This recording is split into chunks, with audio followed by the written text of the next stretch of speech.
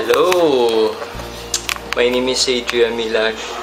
Yung nakita mo kanina, yan yung purpose and dreams ko. I wrote that dreams, ginawa ko yung sinulat ko. It's almost 100.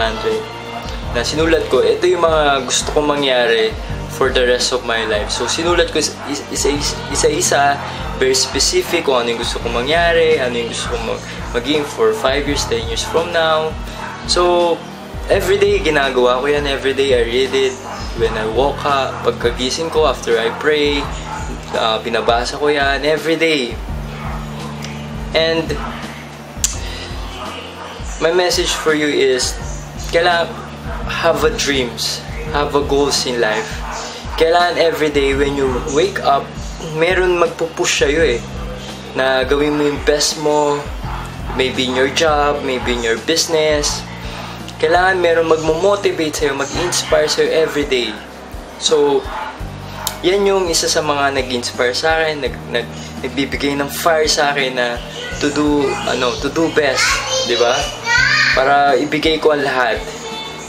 And it is very powerful. Kasi pag alam mo kung saan ka papunta, alam mo kung ano yung pupuntahan mo, I'm sure you will get there. Parang ganito lang yan pupunta ka ng Baguio, right?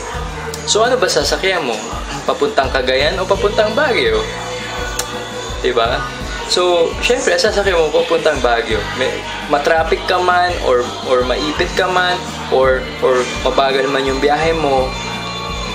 But at the end of the day, yung destination mo is going to Baguio. Unlike if you don't know what diba? Kung hindi mo alam saan ka papunta, hindi mo alam kung ano route pupuntahan mo, sa tingin mo makakapunta ka. No, because you will never start. Kasi hindi ka pa nakakasakay Hindi mo pa alam So hindi mo alam kung ano yung sasakyan mo. So you will never get this. Just simple as that.